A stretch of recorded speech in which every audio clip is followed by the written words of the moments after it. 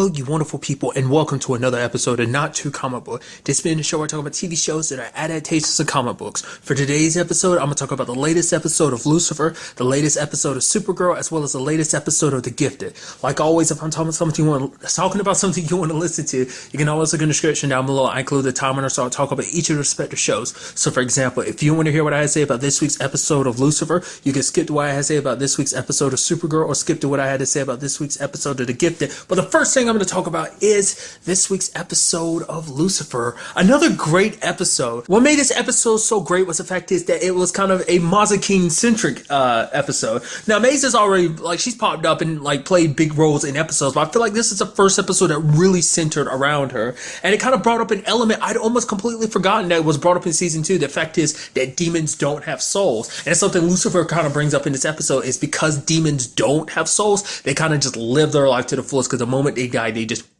don't exist anymore, so it's that's why they live so much in the right now. And Mazikeen's kind of oh yeah, she's enjoying the bounty hunting, but now it's kind of getting a little stale. She kind of got past all the drinking and having sex, and it's not, she doesn't feel that thrill anymore. Essentially, Mazikeen is looking for that little spark in life. A big part, prior for Mazikeen has always been finding out where she belongs in the world. Because Lucifer kind of found his place and everything, and what he's doing, being, Chloe's partner and everything, helping solve crimes. That's his part to play, but Mazikeen's yet to find her. She thought, bounty hunting is her true calling. And whether or not she goes beyond this episode, I would assume she would, but... what made this episode so interesting on so many different levels is obviously she goes after this dude named Ben. Ben, interestingly enough, is a very charming dude, and it seems like he actually gets to Mazikeen, which takes everybody, especially Lucifer, by surprise, which I thought was kind of interesting, because it's you wouldn't think Mazikeen would be kind of caught off guard, because she gets caught off guard because she finds him interesting. It's oh man, you escaped, and it's part of the thrill of the hunt. But it's even besides that. It's the fact of the matter is that I think there's some attraction there. She kind of likes him because he is such an interesting human.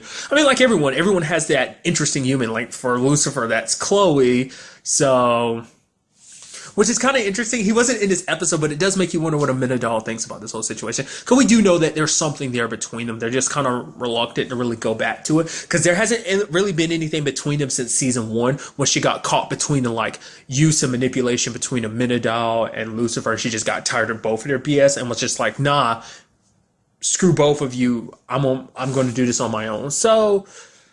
I just would have thought it would be kind of interesting to find out his whole position and all this. But Lucifer was it's Mazikeen. Mazikeen, the well-known torturer and stuff. She ain't gonna be swept up by some human. And even he was caught by surprise when she was fluffing Ben's pillow and everything. It's what? What? And even at one point when she has to knock him out by punching him to get him unconscious so she could take the bullet out of him, she's sorry. It's you're apologizing for it, and you see her looking at the phone, and she sees Linda and Lucifer looking at her. She's I got it from here. That the fact that she's such care and compassion, and it's something that brings up a conversation between her and Ben. And Ben's you say you have no soul, but the fact of the matter is you do, whether you want to admit it or not, which she does. Even prior to this episode, because a big part for her this episode was ultimately when it's time to go with Ben, she was no, I can't, because she does have roots, and people that she says she won't, it's weird to admit it, but she would miss. It's even before this episode, we know that, because the fact of the matter is she got so attached to people. She got attached to Chloe, she got attached to Trixie, she got attached to Linda. These are just humans, and they're not just playthings, they're people you enjoy being around. They're your friends. Hell, let's not even forget, she actually showed Trixie what she really looks like. She's yet to do that with anybody else, I mean, and that's something, the same thing for Lucifer too. Lucifer hasn't really shown many people his true face. I mean, if it's scared him, when the only other person amongst the group that's ever seen his real face is Linda. Granted, Chloe he tried to do with the whole Chloe situation, but that's a situation all in its own. But it's just so interesting kind of getting that different look at Mazikeen, just because she is kind of the badass, which, don't get me wrong, she proves it multiple times this episode. Gunfire in the room, throws a knife over the table while there's all that gunfire backwards, hits the lady in the chest, and then when she systematically took those guys down by herself in the snow, that was so sick, dude. It's just you cannot deny Mazikeen is a badass, There is no denying that. It's also interesting too that Dan showed up to help.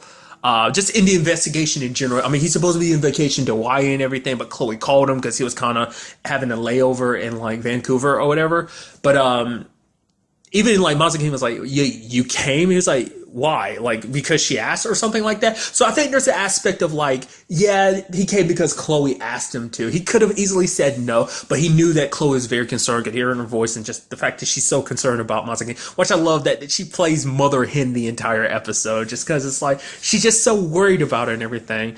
Obviously, originally, she's like, I'm just worried because Mazikeen's, going to cause havoc and stuff like that. I feel bad for Canada. It's like, no, you're worried about Mazikeen. Well, granted, there's probably the other side of things. Like, Mazikeen might cause some trouble and get herself in some trouble by creating a whole bunch of damage and stuff like that. But I think it's the former rather than the latter, But part of me wants to think Dan kind of showed up. I mean, there's two possibilities. There's obviously, like, Dan showed up because Chloe asked him to, because he knows Mazikeen's important to Chloe. So there's that. But I think there's also the fact of the matter is, Dan kind of like Mazikeen too. I mean, if it was Lucifer, would he do the same thing? Maybe if Chloe asked, I would think, but I don't know. I think it's because even he's kind of warming up to Mazikeen a little bit. Even telling her, hey, just get out of here, I'll handle this. So I was actually surprised because I was so certain, because like, fact of the matter, she's walking up to the guns because like, guns aren't really going to do anything to me. I'm a demon. I was thinking I was really halfway expecting her to kind of reveal her face and kind of go all, but I guess she really need to. Like I said, she's got the skills to it. Which, side note, like, Ben's kind of got some skills of his own because they had that little flirtatious fight in his room and everything. He's like, all right, I know a little kung fu, and just them fighting like that and just kind of, I don't know, it's in a weird way, like I said, it's almost like flirting for Mazikeen because she enjoyed it because of the thrill and everything. I was like, all right, you're an interesting human. I mean, granted, I was kind of hoping for a better challenge or something like that. So I thought that was just kind of an interesting thing. I'm curious to see what Lucifer really thinks going forward, because it seems like to him, he's like, oh, is everything okay for Mazikeen? She's like, yeah, things are okay. So it does leave me wondering, will Lucifer look at her differently going forward is what I'm trying to get at, because he saw that different side of her he's never seen before, which once again, like I said, you take her and Trixie, for example, like she buddied up with Trixie like instantaneously to the point they got their own little handshake and everything, and it's like bringing her Mazikeen toy back, and it's like, is that blood? It's like, yeah. It's like, awesome! Because, and also, like, the whole thing between her and Ben, the fact of the matter is, it was actually, there was something there, they kiss, he's like, come run away with me, but she's like, no, I can't. Once again, like I brought up earlier, the whole rooted situation. Never seen her really get attached to a human like that, because once again, I have to take that back because of the whole Chloe and Linda situation, but romantically, caught up in a human, which I also love that whole scene of like her massaging that lady to get her information. It's like, do you normally massage people's breasts? She's like, oh, do you want me to stop? It's like, I never said that. And she's even talking to Ben later on. It's like, he's like, man, she was a good lay. And he's like, yeah, like, I forgot, like, I forgot what it was. It's like Mazikeen says, like, she's great in a sack or something. And Ben's like, oh, yeah, she is. And it just, I don't know. It's just, Mazikeen is Mazikeen, and you can't help but love her for that. All right, I feel so bad for Norm because she manipulated Norm, because he was like, she's saying like, oh, I'll break your fingers. Like, oh, don't do that. I want to be able to give my wife back massages. Well, I guess I could use the old elbows.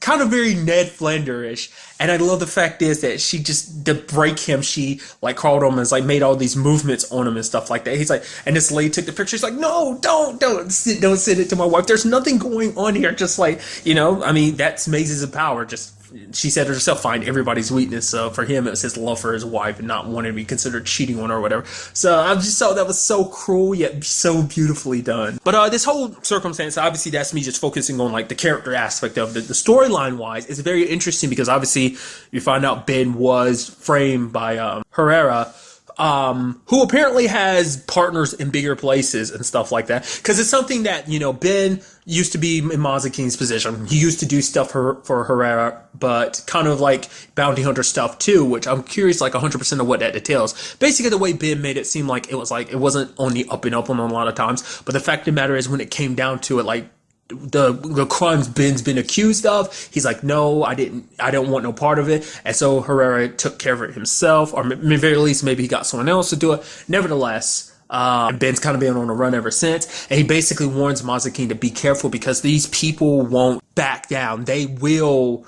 already have a file on you and stuff like that, which Mazikeen's not too worried about it. But as we've established this episode, but like I said already, we've already established this before now, but the fact of the matter is, because of that, like, her roots, it kind of gives her a weakness. So I'm curious because it's so interesting because it's like they're setting up Mazikeen's own storyline, like of like, oh, like this is something that's going to be happening in the plot. Now, whether this is connected to the Centerman or not, who knows? I mean, it might ultimately all be connected for all we know. That might be what they're setting up, all these individual stories that will eventually all connect that to the Centerman. Who knows?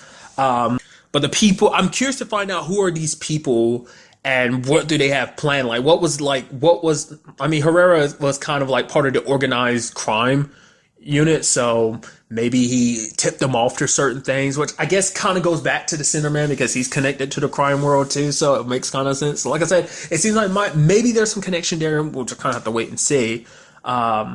But I'm very curious to see where that goes. I mean, because the fact of the matter is, like, Mazikeen's a demon, so she doesn't have to worry about it. But there's a lot of people in her life that aren't human that might get mixed up in all of this. So, especially, let's not forget, Linda's just coming away from getting all mixed up in some supernatural stuff. I mean, that's more like on the that's the more cosmic side of supernatural stuff with, Lucifer and Amenadel's mom. But still, potato. In this case, it'd be like a super huge potato compared to like a medium regular size potato. I don't know where I'm going with this analogy.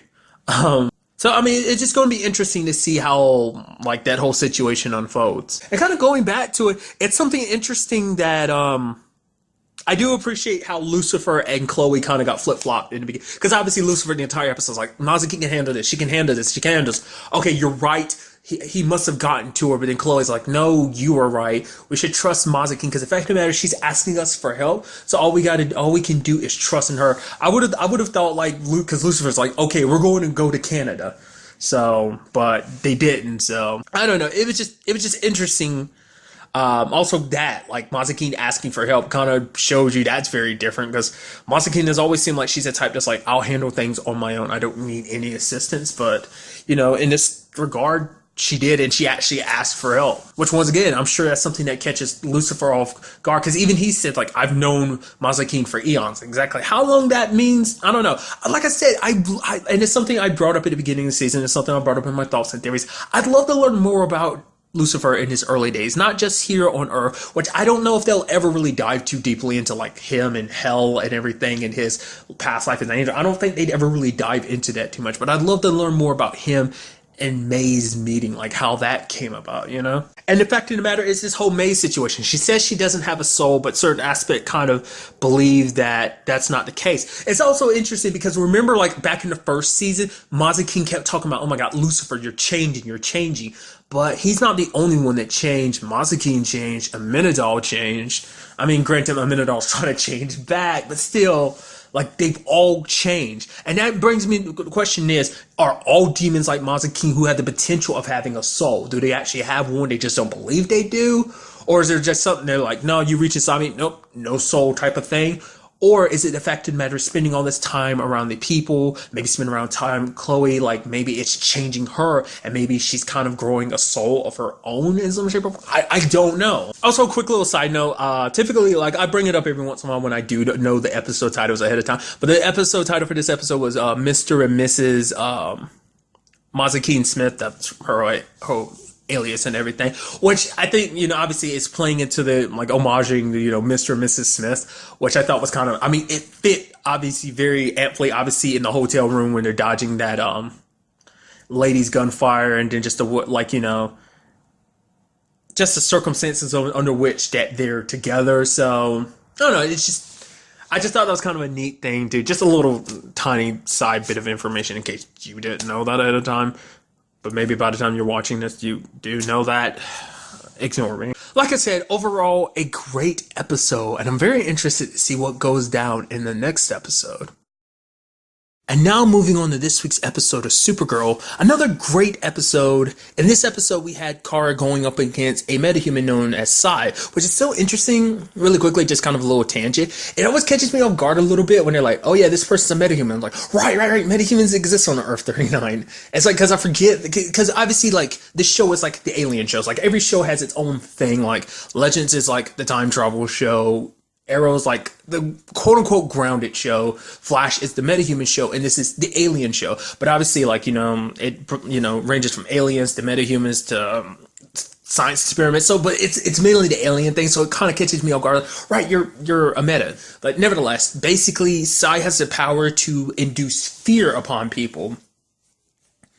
And this was an interesting episode on so many different levels of that just pure concept of fear, because it plays into certain aspects. Like, for instance, I kind of thought this whole, like, I was like, oh, I guess that whole storyline about Kara wanting to give up, well, the Kara side of her and just be more Supergirl, I thought that was like over with. It's like, no, it's still there. Like, it doesn't, like I said, it doesn't seem like this is something she's going to deal with in just a couple episodes. It's like, no, like her dealing with the fact of the matter is just like that part of Kara is slipping away. It's still, it seems like it's going to be a continuing thing, just thing entirely this season. I was like wondering, like, oh, was it dealt with all last episode? It's like, no, there's still residual aspects to it. Even she admits later on, it's like, yeah, there's stuff that specific about Mon-El. She's like, I thought I was dealing, there was aspects about Mon-El not being here that I didn't even realize I was like dealing with that, you know, because I wasn't dealing with it, you know, just certain aspects of the whole thing just came up without her really realizing like there were deeper issues. But because at first it was so interesting because it brought up something like, because Alex makes a comment about like, oh, Kara being claustrophobic, because like she was talking about the fact that it felt like the walls were closing in on her. Obviously the first time that's what she said, but she never really tells them the truth. But I'll kind of dive into that. And then like later on in the episode, like she's in the elevator and she starts having essentially a panic attack and she has to bust out. I was like, oh, the whole claustrophobia thing, because it's like, Alex had brought up the fact is that she had done that. She had claustrophobia to a certain extent when she first came to Earth. And then like when looking at the situation, when she finally explained to Wynn what her fear was about, it's like, oh, like her last minutes on Krypton, seeing her mom and everything being sent off. I'm like, oh, right. That explains like the claustrophobia, because she brings up like being trapped inside that like, you know, ship for like such a long amount of time, just on her own and everything, scared, not knowing. Because in her mind, it's like, that means her life is over, Krypton exploding. It's so interesting because we've never like seen Krypton from that angle of like it's literally burning, about to explode and everything. So it was just kind of interesting. Also, I'm curious about that whole element of like when she's coming up and there's a ship going up. I assume that's Clark's. I don't think it's the ship we saw at the end of season 2 that's pulling apart in this season. I don't think that's what it was. I mean, because you never know, because maybe Kara before like saw the ship before like she got lost in space and stuff like that. Well, because the thing is, once again, it's one of those things where it's like, well, the show kind of retracts some of the stuff that was brought up in season 1. So I guess arguably this could still apply in this season, but like I'm sure they shy away from too many of the details. Because if you remember correctly, she ended up in the Phantom Zone, hence the whole like why Clark is technically older than her and everything, even though she was older than Clark. That whole situation, they kind of dance around it. Like I said, there's a lot of stuff from season 1. They kind of go like, let's gotta skate over that. So, I mean, arguably, it's still applicable that like, oh, she spun out for a little while and then ended up in the Phantom Zone. But the whole like like, you know, that wasn't even. So it's one of those things. Like, I mean, it's fine as it is. It's just like if you think about it too much, and that's my problem. I think about stuff too much. I kind of have a tendency to sometimes overanalyze things. And other times I don't analyze enough. It's just funny how like wishy-washy I could be about that. But nevertheless, but nevertheless, that was just kind of an interesting aspect, and it plays into Kara's character so well, because it's like she doesn't tell anyone. She's even tell Wynn, don't tell anyone. It's like, well, we know what this is all about. He's like, I'm sorry that you're feeling like this, but she didn't want to talk about it. That's a constant thing throughout the episode when it came to Mom. And that's the cool thing about this too, because Kara, like, throughout the episode is constantly separating herself. I'm not human. I'm like, oh, a panic attack? No, that's human. I'm crypto. Because for her, it's like her identity as Supergirl, the girl of steel. I'm supposed to be super strong. Like, nothing should be able to stop me. Like, she's going up against powerful monsters and aliens, metahumans, and just creations, whatever the case may be. She's going up against tough foes and life-threatening battles. But it's like this fear has her shaken, and that's what bothers her so much, because it's like, I can't, no, like, because Supergirl makes her feel good, like kind of going back to what I was bringing up earlier about just like what this season kind of holds for her. It's like the fact of the matter is all she has is Kara Danvers. What kept her solid, it feels like it's slipping away, because a lot of aspects of her life that are Kara Danvers are still hers as Supergirl. So it's kind of like they are one and the same, but at the same time, you know, they are two separate aspects of her. They're two very different aspects. There's Kara and there's Supergirl. Both of them together make her who she is, but it's harder when one side is slowly fading away because all her stuff with Mon-El and then the Lena stuff, I'm going to say that for a little bit later on because that's a thing we're going to unpackage together. But, which is weird for me to say that, package that together, like when I'm recording this by myself and everything. Like, it's not like a live thing. Just ignore me and my stupidity. But nevertheless, and the fact of the matter is, because it's such a, like, it brings even more depth to her character in the sense of, like, it's okay to be afraid. And that's something Alex had to tell her, like, your fear doesn't define you. But then once again, going back to it, it's like, she's a girl of steel. She can't be afraid of anything because she's like, it's her shield. Like, her being the girl of steel, it's her way of protecting herself because it's like, I'm tough, I'm strong, nothing can stop me. And like, I'm being stopped by fear. And that's what makes it so troubling. But that's the thing. People in general, myself included, we have a tendency not to face our fears. We don't, like, throughout the episode, she doesn't want to even admit it. It took literally Alex giving the death stare to Win, kind of staring him down. He's like, oh, you said John was looking for me, I'm gonna get the job. Okay, actually, I'm gonna sit here and tell you everything that's going on. And she kind of smiles a little bit like, yeah, you are. So it's not easy to talk about your fears because it means acknowledging that you're afraid, you know? She's saying that, like, oh, she's worried that John and Alex will be worried about her and everything, which is like, well, duh, like, they're going to worry about you nonetheless. Because Alex is like, all the stuff you do, kind of going back to what I was saying, like, all the people you go up against, all the dangerous people you go up against, I'm worrying about you all the time. So that's not the issue here. But going back, like I said, you don't, like, fear doesn't define you. And it's like she has to confront her fear. And then she does because it makes her realize that she was kind of projecting a little bit. What really she was afraid of was connected to Mon-El. Because it kind of makes sense because anytime Mon-El came up, she's like, it's not about Mon-El. Like, it's private. I don't want to talk about it. Like, you know, kind of shutting Lena out. But it turns out it was ultimately connected to Mon-El. That basically she felt guilty because she's like, I killed Mon-El. I killed him because she put him in that ship, that small little ship out there. You know, he had to leave Earth and everything because of the decision she made. Like, it's a combination of, like, you know, it's building upon what was already established in the premiere. And I just say that was so beautifully done. I mean, because every season, I think they do a very good job of adding different layers and different aspects to Kara and her struggle of being Kara and Supergirl. I think they find very interesting ways. And it's something, I might have brought this up last episode. I kind of want to do a separate video on it all in its own, but it's the whole aspect of secret identities. Every one of the shows on these superhero shows has a secret identity. Like, but I feel like amongst them, Kara, yeah, I definitely brought this up last week, but Kara's the only one that really we dive into her secret identity. Barry, not so much. And it, like, the Legends, not so much because they're off time traveling, so it doesn't necessarily matter. Like I said, the only other one is Oliver. And even that's kind of like a pull back and forth. You know, trying to be Oliver this and Oliver that sometimes, you know, so probably out of anyone, Oliver is probably the closest one to kind of knowing the struggle that Supergirl would probably go through because no one else really has that struggle of the dual life because Barry's life doesn't really,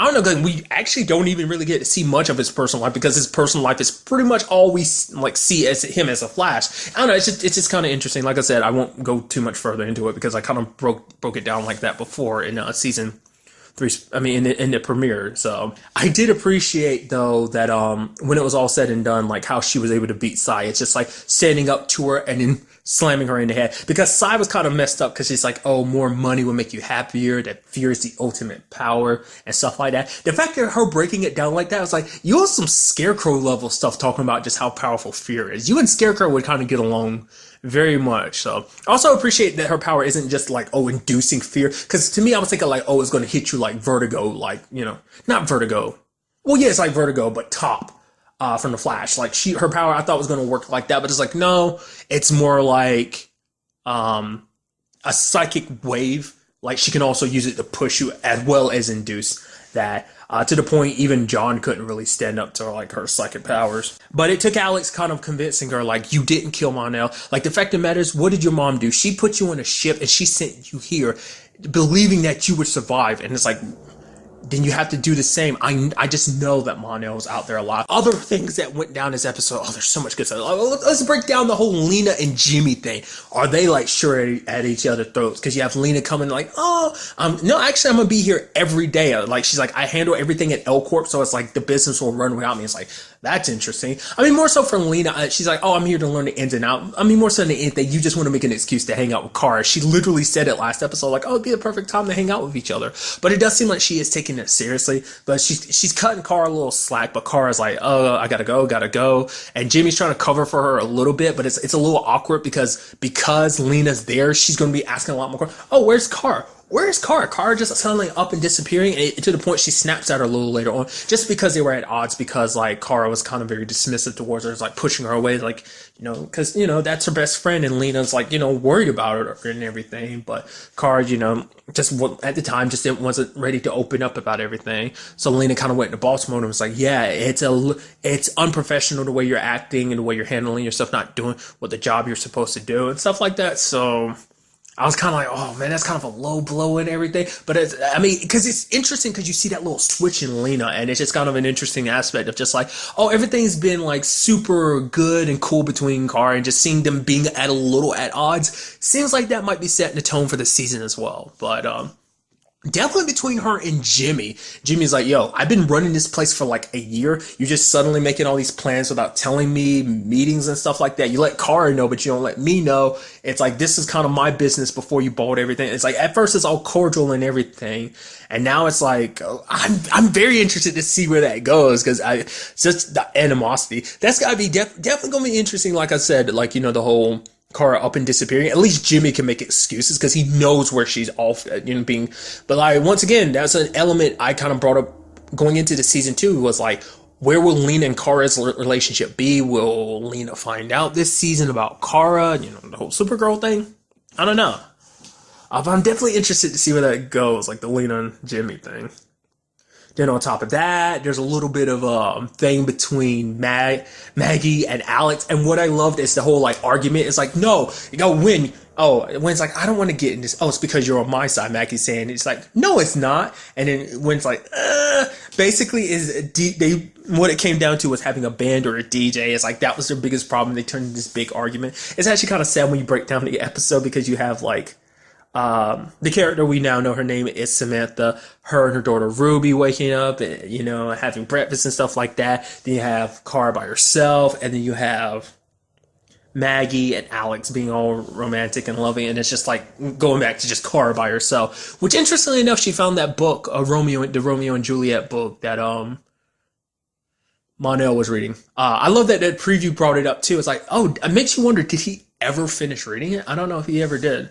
But nevertheless, I mean, in actuality, now that they played that, it's like, holy shit. That was a precursor, wasn't it? Because he was like, oh yeah, like we're kind of like Romeo and Juliet. And then she's like, you need to finish that book. It's like, holy crap, now in retrospect, I forgotten about that. I was like, now that they played that, I was like, right. That was foreshadowing for the whole Monel and Kara situation to a certain degree. I mean, not the exact Romeo and Juliet, but obviously from a metaphorical standpoint of where they are in this whole thing, it kind of fits. I mean, it really fits because it's like, oh, the whole aspect of poison and everything, and it's like, oh yeah, there's like lead in the area, which is poisonous to Monel. So there's even more of an allegory there than you previously. Nevertheless, but then things kind of got a little awkward with Alex and Maggie later on, because like she's like, oh, she talks to Ruby and everything, and it's like, oh yeah, I'm good with kids. When we have kids one day, and Maggie's like, wait, what? You want kids? I was like, oh, I guess we never talked about it, huh? And it's like, things are kind of awkward there. So it's one of those key questions. I guess you kind of get caught up in your love romance and stuff like that, and you just kind of forget, like, oh yeah, those are questions you need to ask your significant other, which is like, those kind of questions can make or break a relationship, because it's like, Maggie's kind of like, oh, you'd be okay with that, right? Alex is like, oh yeah, of course, which is like, no, there's a part of you that wants to have kids of your own one day, whatever the circumstances may be. So, that kind of sucks. And it's just, like, you hope it doesn't end up breaking up their relationship, especially because they're engaged and everything. That's going to make things even worse and awkward. But, I mean, we'll just kind of have to wait and see on that front. But the other side of the episode is, as I mentioned, Samantha. I figured she had to have something to do with Lena. But I was thinking like she was going to start working at Catco or something. I thought that's what the job was about. I was like, no, she's Lena's replacement. It's like, how do you get that job? I mean, granted, I guess Lena just looked at all these qualifications like, oh, you're super qualified for this job. It's like, but it's just like, how do you even get in a position like that? Like, kind of taking over LexCorp for somebody. LCorp, I'm sorry. It was originally LexCorp, but now it's just LCorp. Right. Forgot. I'm so used to really referring to it as LexCorp that I forget that it's just simply LCorp. Most things I don't know. Because I don't think there's a lot of stuff that ever has like his sibling in whatever shape or form, popping up in the store. Then again, I don't really read comic books, so there's that aspect of it. Nevertheless, I'm going on a tangent. Going back to it, it's a crazy side story because you have like Ruby being like, "Mom, you have powers. Why are you denying you have powers?" Ruby's getting in a fight because her friend called her a liar because her mom has power. Like she's like, "My mom has the superpowers," and she's like, "No." Her mom's like, Samantha's like, all I did was I had adrenaline pumping through my veins, but Ruby won't let it go. To the point she puts herself in danger, which is super messed up, so that her mom would save her. But then it's kind of interesting, like, because I was like, why are you pushing this so hard? Like, I don't get it. But ultimately, it seems like basically in Ruby's mind, it's like her mom gets a new job, she's going to be spending a lot less time with her, and it's like if she's a superhero, then maybe that means she will work less. Like maybe she'll spend more time saving people and more time with her. It's like no matter what the case may be, she's like, baby, I love you. I'm gonna spend more time with you. So I was like, that was just an interesting turn to that story. I wasn't expecting that. I really wasn't expecting her to literally put herself in danger to make sure, like, to prove to her mom. Because I was thinking like, okay, it's gonna happen. Which fortunately for her, like, Kara showed up when she did, because later on Sam just kind of like tries to bend a wrench and it didn't work. She's like, no, it's a crowbar. And she's like, I don't know what the hell I'm doing. I'm being stupid. Why did I actually think I'd do it? Yeah. So it does seem like it is something she doesn't have full control of. It does seem like it is like an adrenaline thing. Like she wasn't wrong. But whatever it is that's inside of her, it only does kick in with adrenaline. So maybe in that particular case when the wrecking ball fell, she could have blocked it or did something. I don't know. It's kind of interesting because even Alex kind of noted, like, when she was talking to Ruby, it's like, oh, didn't I see you before at at the waterfront? And it's like, you cross paths with them twice now. That's, I don't know. Definitely now, because it's like Sam ended up meeting, Lena, Lena introduced Sam to Kara, and it's like, okay. So we're slowly kind of getting the puzzle pieces, whatever this case may be, of kind of getting the cogs working. Like I said, I've constantly been like, is this kind of like a doomsday situation we're setting up? Is she supposed to be like Supergirl's doomsday equivalent? Like, once again, we don't know 100% of like where Superman stands in like his roster of villains. So we don't know if doomsday is already established or not, or what Samantha's supposed to represent. But definitely, like, it seems like it's alluding to the fact that she's the one that's from the ship. Not unless Samantha isn't actually the alien. That might be a red herring. She might actually be like a metahuman or something. And then all of a sudden we find out the ship is a thing all on its own, that it's not Samantha's or something like that. I mean, we really would just have to wait and see. Because there was kind of an interesting conversation that Samantha was like, I don't have... She said, Ruby, there's not like a dad in the picture, which is kind of like, well, could be multiple things, but I'm just wondering if that, I don't know, the fact that he noted that makes me, that might just be playing into the aspect of her just struggling being a single mom and everything, but I feel like there might be even more story relevance to that. Like, I don't know, like, I really don't know, like, whether there's more to that or not, whether I'm probably reading too much into it. Either way, like I said, great episode. I'm very interested to see where all of this takes us in the next episode. And now moving on to this week's episode of The Gifted. Another great episode. So much went down in this episode, so I'm going to slowly break things down bit by bit. First of all, let's talk about the whole Reed situation. That completely took me by surprise, because obviously I brought it up last episode. Like, obviously it's going to be this. I figured like 100% there was a part of me, I was hoping he wouldn't go through with it, but part of my brain was immediately like, okay, he's going to go through with it. all the way through, and then it comes out his family's gonna find out what he did, and it's just gonna be a situation of him trying to redeem himself. I was like, I thought it was gonna go down like that, but it turns out not to be the case at all. Reed did kind of accept the whole situation until he met the mom and daughter in this episode. The mom, interestingly enough, is Erin Way, who, like, obviously the first thing I think I know her from, she was on Alpha. It's kind of a show with, like, it's more science fictional as well, where it's kind of like, oh, people have abilities and stuff like that. She was also in an episode of Agents of S.H.I.E.L.D. in season 1, I want to say. Superpowers from Alphas and, like, science fictional Marvel stuff. It just, contents of the show and stuff. Like, nevertheless, the whole situation, Reed was kind of okay with it at first, but then it's like, okay, this is all for the sake of my family, But then he sees that this woman and her child are on the run. It's just like, the fact of the matter is they're treating my little girl like she's like the next top enemy or something like that. And she even touched Reed and, like, she's like, I can't heal you, but I can remove your pain. And it's just seeing the girl actually like, it's okay, we're going to a safe place, you should be scared. It ate at Reed's conscience, because it's like, how can I sacrifice someone else's family just to save my own family? I love my family, but am I really okay with doing this? And so he admitted it, but the driver's like, what, you traitor, and stuff like that. And Reed made it right at the end. He jumped out and he apologized when he did. The fact of the matter is, I can only assume that eventually and it might not necessarily be next episode, but soon enough, those people are going to because the whole point is to get them to the Mutant Underground with Marcos and his people. So it's eventually they're going to be like, oh, wait.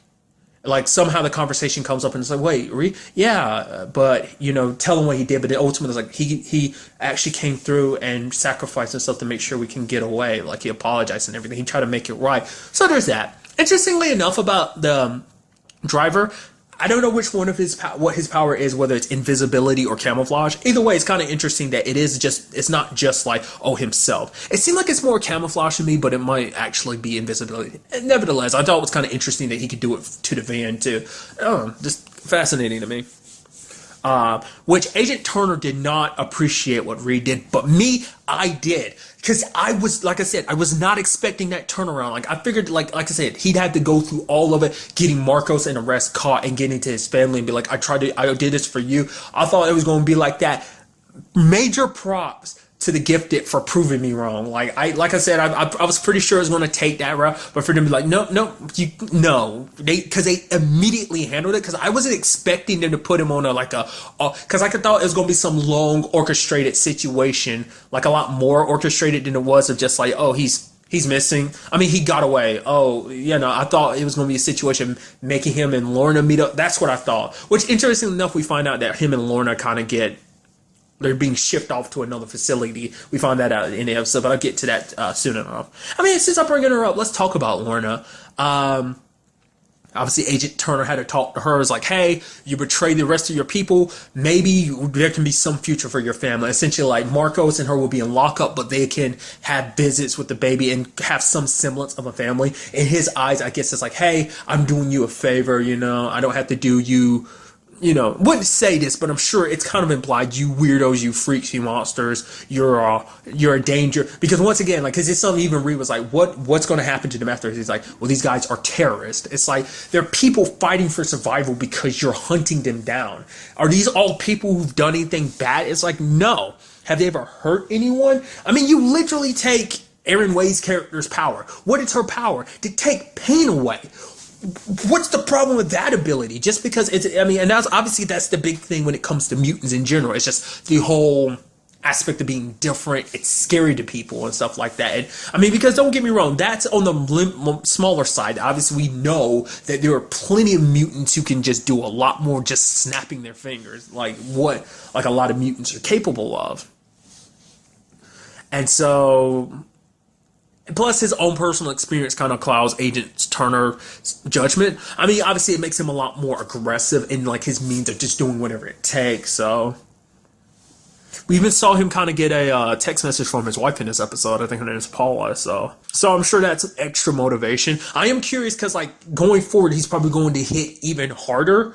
on any front, just because, I mean, I guess this could be his way of hitting harder, because he's like, oh, the moment we go there, he was telling Lorna this, that I will get the answers I want. So, but it's just because it's like, because them doing what they did kind of made him look like it's specifically what Reed did made him look like an idiot, like all the time he wasted on it. It's like, nope, plus Lorna ended up breaking out of her cell. She ended up pushing herself so far that like the collar started making her nose bleed, because it was just, shocking her so much. And immediately, that was kind of along the same lines as Reed. The fact is, they let all this metal stuff stay in her room. I mean, more so than anything, I guess they figured they could keep her sedated because of the shock collar would stop her. Didn't stop her before when she was kind of getting into that fight and she threw that table at later. Didn't really stop her there. But it's like all that metal stuff was kind of around. So I was like, okay, so... But, she ended up busting through the door, but it was just too much, and she ended up getting knocked out. Really quickly, while we're on Lorna, I want to point out the fact is, it never correlated in my head. It's just because I'm an idiot. Basically, Lorna's like, oh, do you know why I wore these spike, wristbands or, steel-toe boots? And she uses her power to kind of levitate. Obviously, her power is kind of like magnetism, essentially, kind of already pre-established. Which kind of makes me go, are you supposed to be Magneto's kid or something? Which, once again, I kind of brought it up last episode when I was talking about, mutant siblings. The only ones I'm familiar with are Quicksilver and Scarlet Witch. But then there's the whole situation of them being Magneto's kids. But then even that's kind of being retconned just because of the whole Marvel and Fox situation, comic book wise, it's like that whole deal. So I was wondering, is that what that is, or does she just have a similar power? Whatever the case may be, I'm just curious. But it never correlated in my head. It's like, right, that's how Magneto can fly. It never once crossed my mind, right, Magneto can fly and he should be able to fly. It's like, right, because he literally uses metal, his suit is made of metal or whatever, so he's able to kind of levitate himself. It's like, of course, I'm such an idiot. But the fact of the matter is that she's doing that too must prove that she is Magneto's kid in some shape or form. I mean, it's kind of spoilers, but we already know who Charles' kid is, so...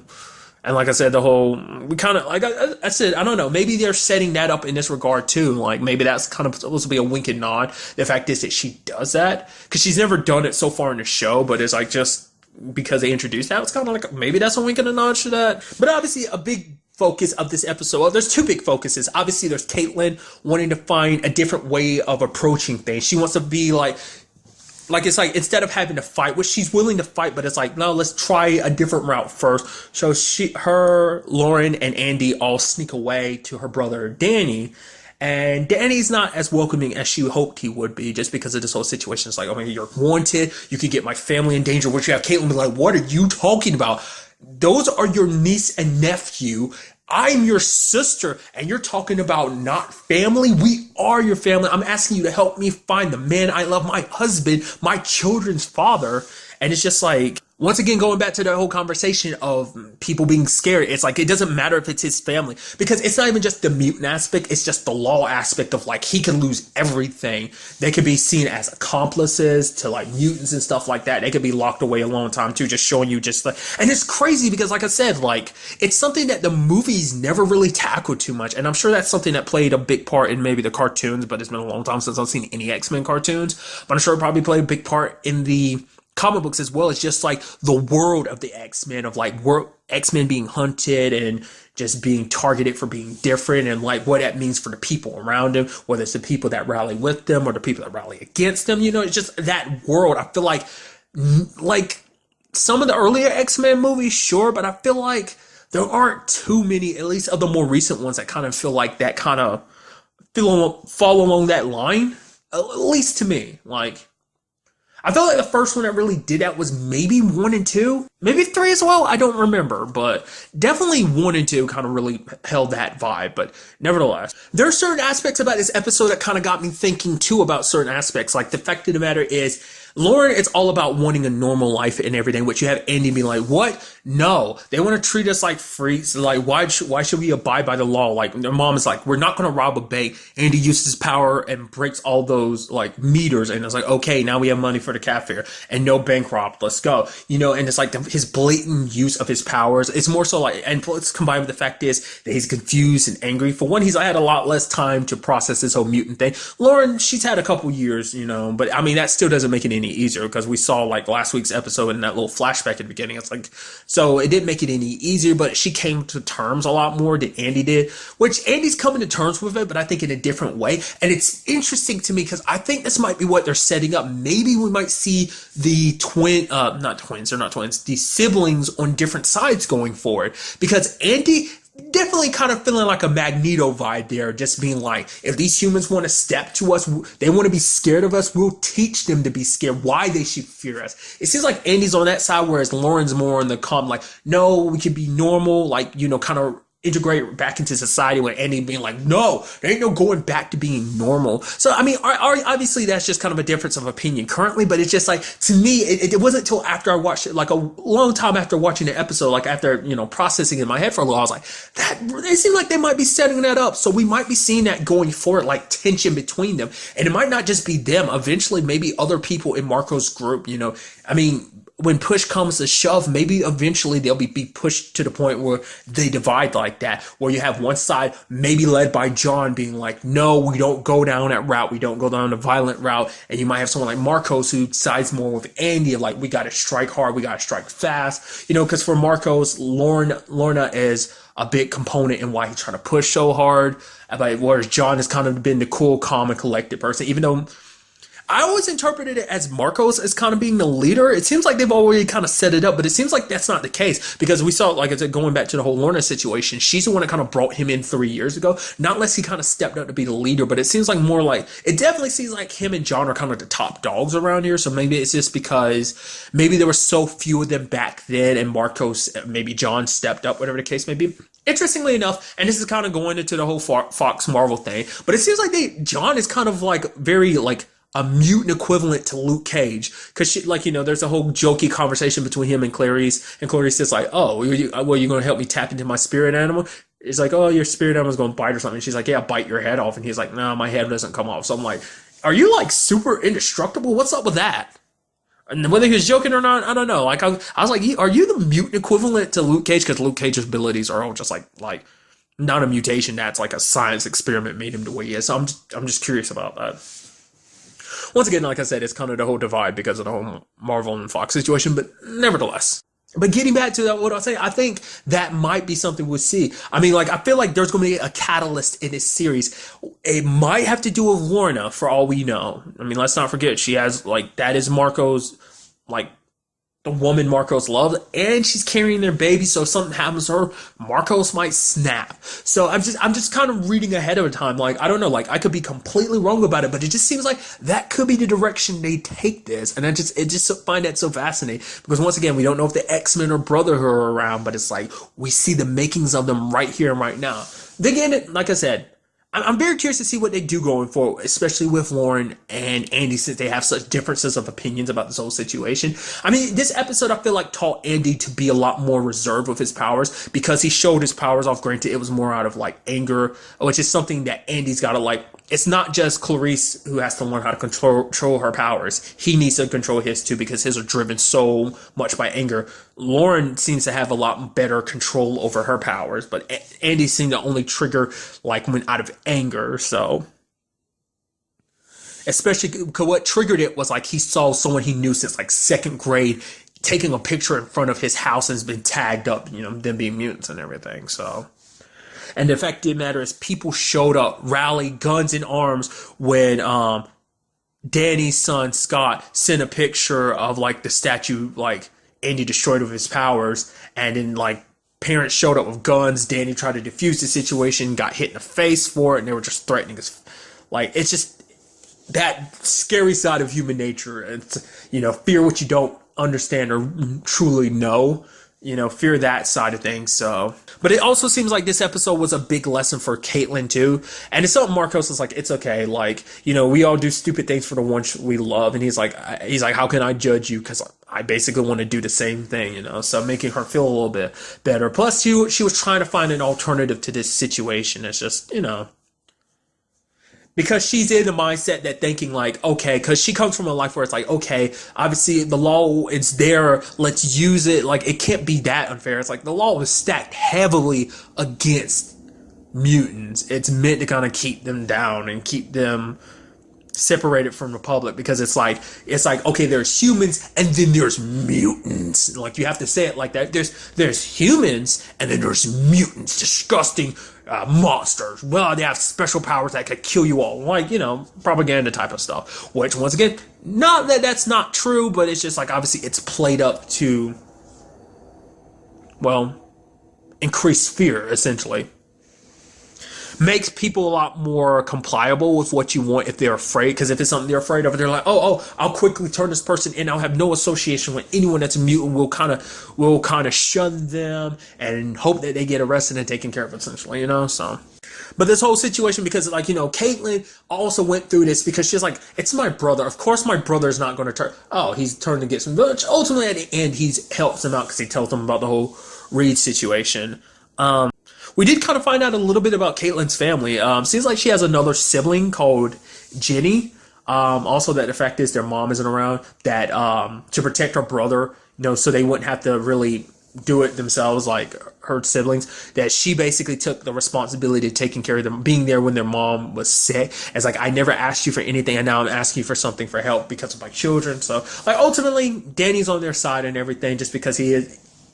It did kind of make him go like, yeah, I'm being silly. This is my family. I shouldn't, like, shun them away and stuff like that. So, like I said, it's just so fascinating how things kind of broke down on that side of things. And then on the flip side, we have, like, the whole Clarice situation of trying to get her to control her powers, because she's going to be the key to helping get Lorna. You have that one mutant, the redhead. Side note, was she in Stranger Things season 1? That actress?